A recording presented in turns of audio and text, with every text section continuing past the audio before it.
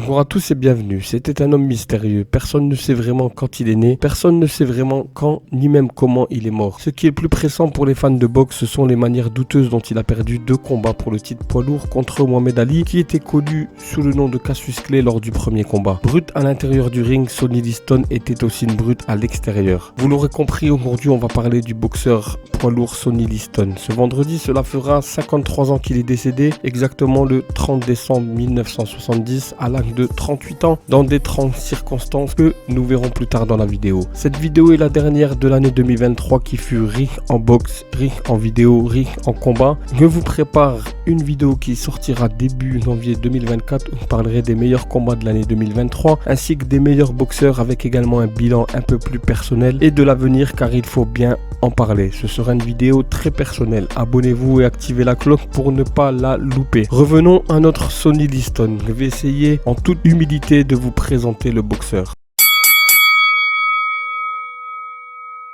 Je le disais, Carl Sonny Liston était un boxeur célèbre américain, surtout connu pour sa ténacité et son look intimidant, ainsi que sa puissance de frappe. En 1962, il devient champion du monde des poids lourds après avoir gagné par KO contre Floyd Patterson au premier round. Cependant, il n'a pas été à la hauteur de sa grande réputation après une défense infructueuse du titre contre Mohamed Ali. Ring Magazine l'a classé 15e parmi les 100 plus grands punkers de l'histoire. Chaque combat avait son propre ensemble d'ambiguïté. Beaucoup se demandaient ouvertement si les combats étaient truqués. Ce que l'on peut dire avec certitude, c'est que Liston était l'une des figures les plus imposantes à enfiler des gants de boxe. Sur le ring, Sonny était une machine à tuer, a déclaré Ngoni Toko, l'un des entraîneurs de Liston. Le 1m83 et 90 kg a utilisé ses points de 14-11 pour laisser sa marque parfois à des moments inappropriés. Outre un record de 50 victoires et 4 défaites comprenant 39 KO, il a procédé à 19 arrestations. Il a plaidé coupable et a purgé des peines distinctes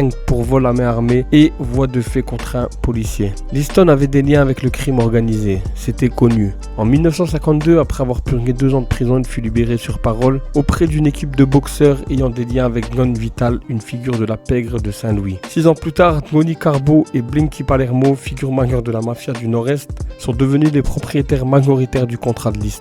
Carbo a ensuite été inculpé de complot, des multiples chefs d'accusation de gestion secrète de boxeurs et de jumelage sans licence. Liston a mené 12 combats sur leur contrôle. En 1960, l'homme qui n'a jamais appris à lire a témoigné devant une sous-commission sénatoriale enquêtant sur le contrôle de la boxe par la pègre. Lorsque Liston a battu le populaire Floyd Patterson en 1962 pour devenir champion des poids lourds, il a été perçu comme une force indomptable, bien que maléfique. Liston pensait que sa date de naissance était le 8 mai 1932, mais il n'en était jamais sûr, ce qui laissait supposer qu'il avait en réalité quelques années de plus. 24e des 25 enfants engendrés par Tobey Liston, l'un des 10 avec sa femme Hélène, Sonny est venu au monde dans une cabane de locataires à 17 miles au nord-ouest de Forest City. Je n'avais rien quand j'étais enfant sauf beaucoup de frères et sœurs, une mère impuissante et un père qui ne se souciait d'aucun d'entre nous, a-t-il déclaré. Nous avons grandi avec peu de vêtements, pas de chaussures, peu à manger, mon père travaillait dur et me fouettait fort. Hélène a quitté son mari et a déménagé à Saint-Louis en 1946. Sonny s'est enfui de chez son père pour la rejoindre. Incapable de lire ou d'écrire, l'adolescent costaud a tenté de gagner sa vie dans les rues de Saint-Louis. En 1950, lui et 2 autres personnes ont été arrêtés pour vol à main armée dans 2 stations-service et un restaurant. Plaidant coupable de 2 chefs d'accusation de vol qualifié et de 2 chefs d'accusation de vol, il a été condamné à 5 ans de prison pour 4 chefs d'accusation. Il a commencé la boxe alors qu'il était au pénitencier de l'État du Missouri à Jefferson City. Le 30 octobre 1952, il fut libéré sous condition et devient professionnel en septembre suivant. Son premier combat professionnel a duré 33 secondes. Sonny Liston a descendu Don Smith avec un coup de poing. Liston était un homme marqué à Saint-Louis, où la police était connue pour l'arrêter à vue, parfois sans motif. Le 5 mai 1956, il entre en éruption. Lorsqu'un policier l'a confronté, lui et un ami, au sujet d'un taxi garé près du domicile de Liston, il a agressé le policier, lui cassant le genou et lui entaillant le visage. Et il lui a pris son arme. Liston a passé 9 mois en prison. Sonny ne s'est jamais plaint d'être en prison parce qu'il disait qu'on lui garantissait au moins 3 repas par jour. Après sa libération, Liston a eu une autre altercation avec un policier. Cette fois, il a laissé un policier la tête la première dans une poubelle.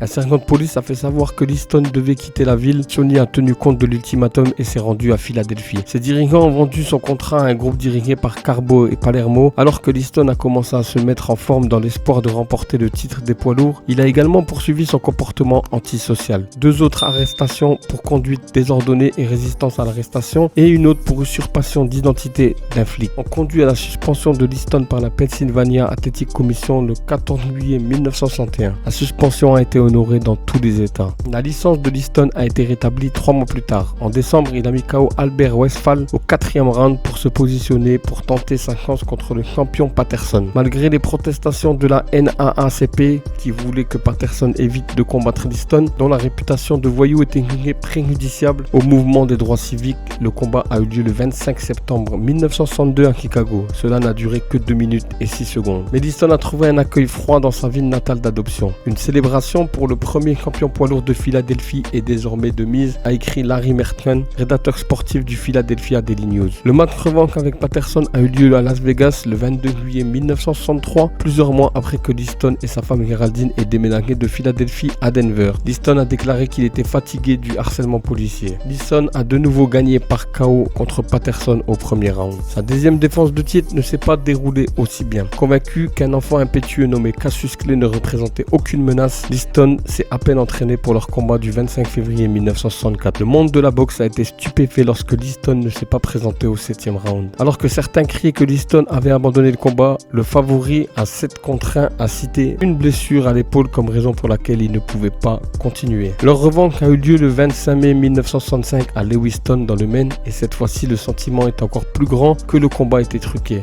Ali a terrassé Liston avec un coup court droit à la tête au premier round. Liston est tombé, s'est retourné, s'est mis à genoux, puis est retombé. L'arbitre Joe Walcott n'a jamais compté jusqu'à 10, mais en essayant de placer Ali dans un coin neutre, au moins 17 secondes se sont écoulées. Lorsque Liston se releva enfin, le combat reprit. Cependant, lorsqu'un journaliste a annoncé à Walcott combien de temps Liston était resté au sol, il a levé la main d'Ali en signe de victoire. Près de 4 décennies plus tard, la question n'a pas été résolue si Ali a réellement reçu le coup de poing fantôme comme on l'appelle souvent, qui a terrassé Liston. L'un des entraîneurs adjoints de Liston a déclaré plus tard que Liston avait abandonné le combat de peur d'être assassiné par les musulmans noirs. Alors que Liston a publiquement nié avoir plongé, l'écrivain de Sport Illustrated Mark Cram a déclaré que des années plus tard, Liston lui avait dit « Ce type Ali était fou, je ne voulais rien avoir avec lui et les musulmans arrivaient. Alors que je suis tombé, mais je n'ai pas été touché. » Après avoir pris un an sabbatique de ring, il est revenu avec 4 combats en 10 mois. En 1967, il revient aux États-Unis et mène sa séquence de victoire à 14. Mais ses espoirs d'une autre séquence de titre ont été anéantis lorsque Leotis Martin l'a mis KO à la fin de 1969. 6 mois plus tard, Liston a mis KO Chuck Wepner lors de son dernier combat. Le 5 janvier 1971, le corps de Liston a été découvert par Geraldine qui était en visite chez sa famille dans leur maison de Las Vegas. Les médecins ont déterminé qu'il était décédé au moins d'une semaine plus tôt. La cause du décès reste encore aujourd'hui un mystère. Officiellement, Liston est mort d'une insuffisance cardiaque et d'une congestion pulmonaire, mais des traces d'aiguilles trouvées dans son bras suggèrent qu'il aurait pu être mort d'une overdose d'héroïne. Certains pensent que des mafieux l'ont assassiné. Au moins une connaissance a suggéré que Liston était impliqué dans un réseau de prêts usuraires et qui exigeait une participation plus importante. En fin de compte, la véritable cause de la mort de Sonny Liston était le mystère qui sommeillait en lui, a écrit Nick Toth dans Le Diable et Sonny Liston. Il est monté dans un train rapide et sombre venu de nulle part et il l'a largué à cet endroit en chute libre au bout de la ligne. Sonny Liston est mort laissant un palmarès de 54 combats, 50 victoires et 4 défaites. Merci à tous d'avoir suivi la vidéo. Si elle vous plaît, comme d'habitude, je vais vous demander le petit like et le petit commentaire avec toute la bienveillance qui va avec, ainsi que l'abonnement pour ceux qui découvrent la chaîne ou qui ne sont pas